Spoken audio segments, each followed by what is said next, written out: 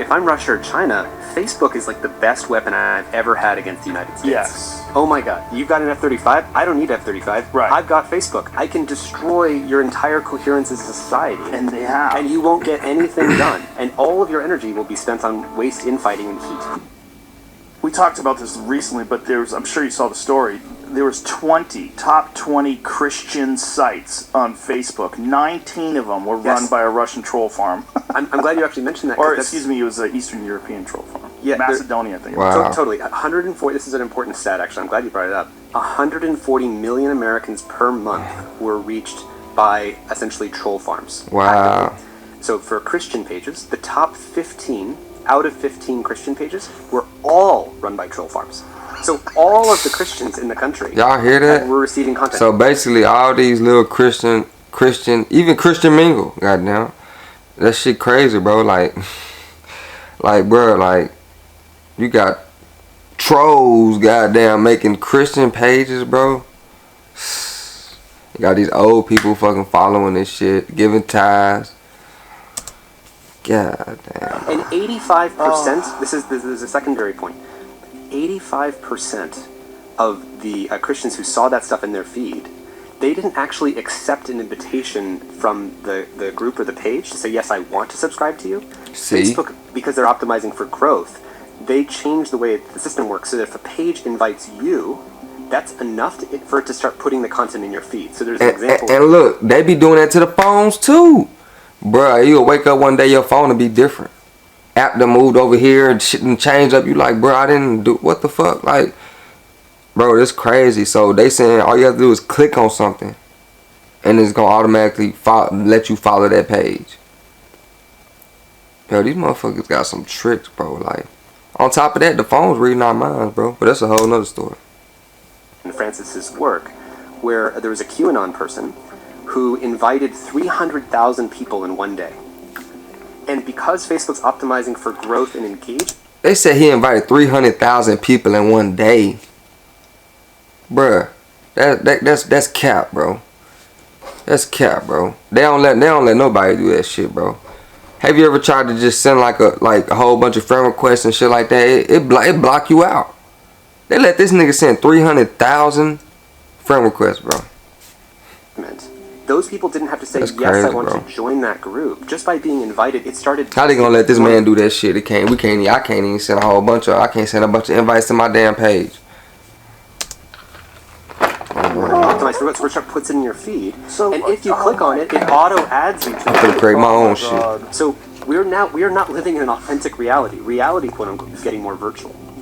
If you read Chinese Metaverse. military doctrine, specifically look at the 36 stratagems, don't ever attack a superior opponent directly. Turn the enemy against themselves based on their existing fault lines. Like, that's kind of ancient doctrine. It's just Facebook makes that amazingly easy because it automatically already puts people into tribal groups that whatever the content is in that group is going to keep getting upregulated, optimizes for inflammation and all tribal for control, identity bro. and those types of things.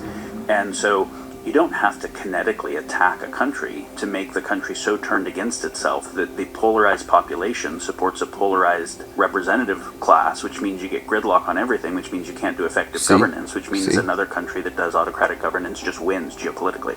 You were just mentioning what China's doing to kind of regulate its internet. That's worth speaking about. Yeah, have you been following this? Yeah, that's what terrifies me, is that we have to become like China in order to deal with what they're doing. They doing that. Joe Biden finna do that, bro. He finna put the USA on lockdown. Y'all better, man, listen, y'all better get ready, bro. Because they already trying to control the crypto. Too many motherfuckers getting rich. They like, fuck this shit. He just passed an executive order. I'm going to show y'all. Joe Biden just passed an executive order to explore crypto. What they say, I got this shit right here. What it say?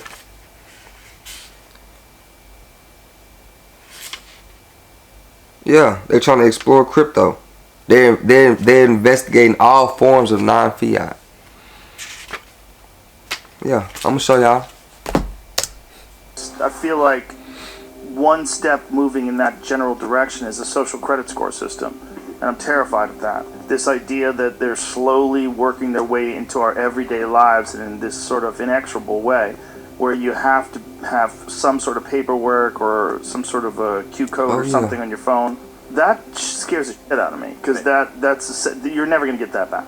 Right. Once the government has that kind of power and control, they're going to be able to exercise it whenever they want with all sorts of reasons to institute it. They're doing it now. I think is worth mentioning is what China is doing regarding its internet, because it's seeing real problems, and we might not like their solution. We might want to. I mean, honestly, shit, maybe they need to control the internet over here, bro. You know what? I'm with that, bro. I'm with that, especially for the kids, bro. I be hearing my son in there listen to some crazy ass shit, and it's like I can't control everything. You know what I'm saying? They kids know, bro. You know what I'm saying? You walk in there, they try to turn it down, or press pause, and then no, it wasn't just quiet in here, nigga. Press play, nigga. Nah, let me hear that. So like, I mean, maybe it's a good thing they need to govern our internet because they let everybody share bullshit on Facebook. I seen motherfucking people shoot people, bro, on Facebook, but they be suspending people accounts for saying certain things and certain words.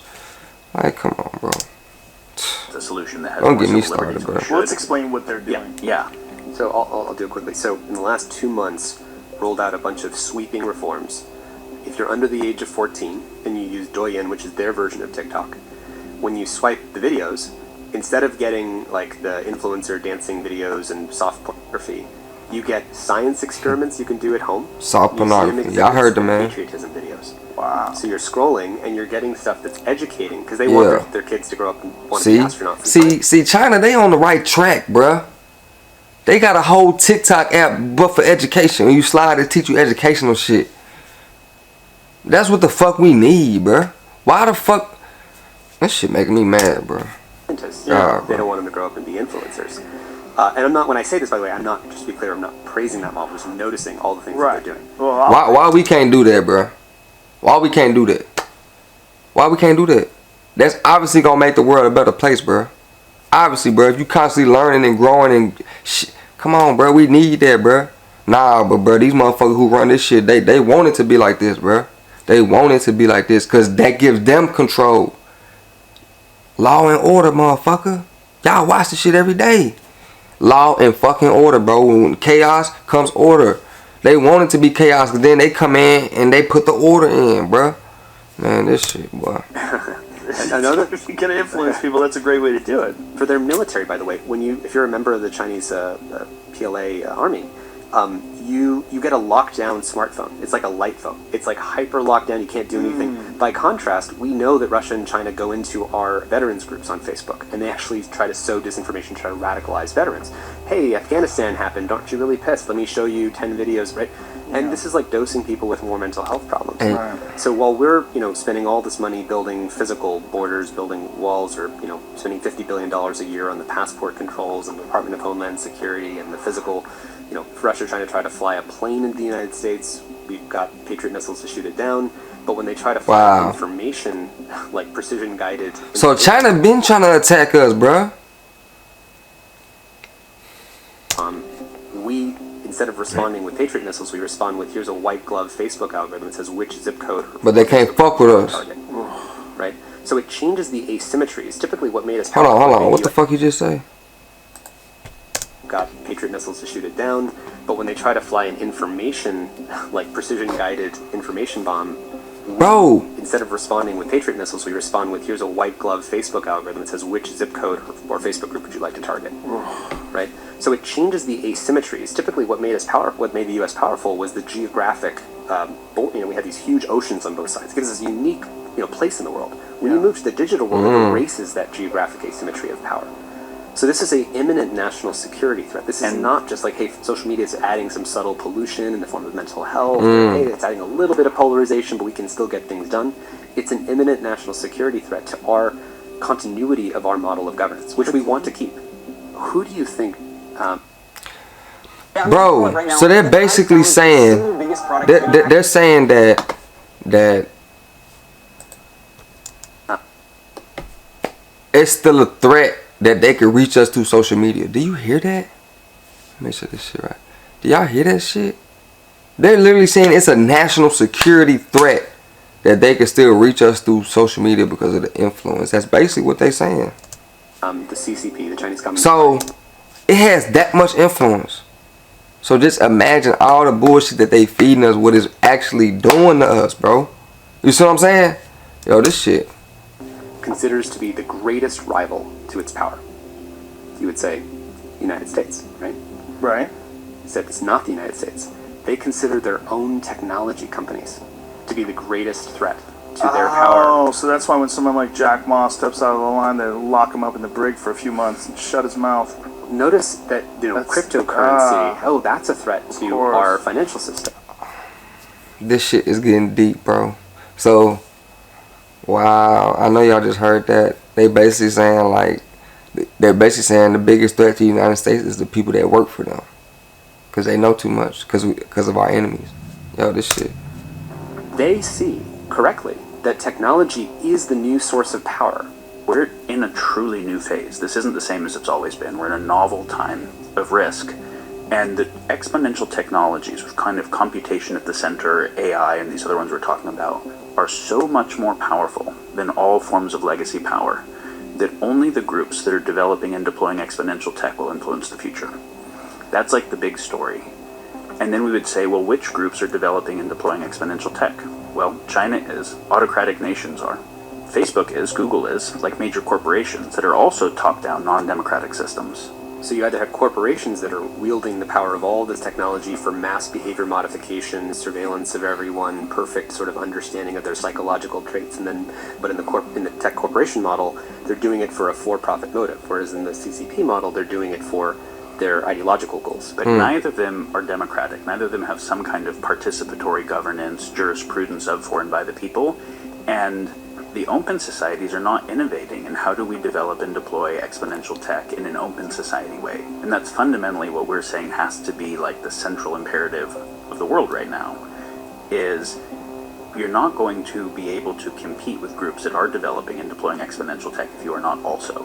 But how do we do that in a way that preserves the civil liberties that we care about, actually advances them, and can advance participatory governance and collective intelligence? And that's not the simple even... way is you don't, right? The simple way is you lock things down and become an autocratic, So you either beat China by becoming China, or you figure out a third way. Well, that's I'd like to see there be a third way. I'd like to see a third way too, but I don't see it. That's what's terrifying to me. Is we're moving in the direction of China more than we're moving in the direction of some new utopia. Facts. Currently, yes.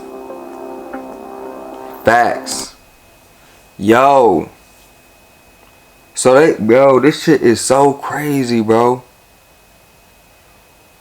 So basically, y'all, bro, China is on our ass so much that they're basically forcing us to become them.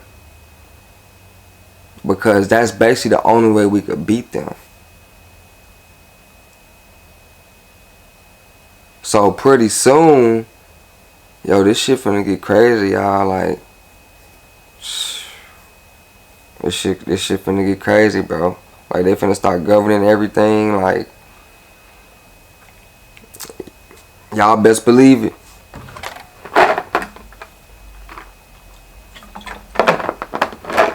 Yo, China on some shit. Now I see why Donald Trump was against their ass. And honestly, that's true. Because when you think about it,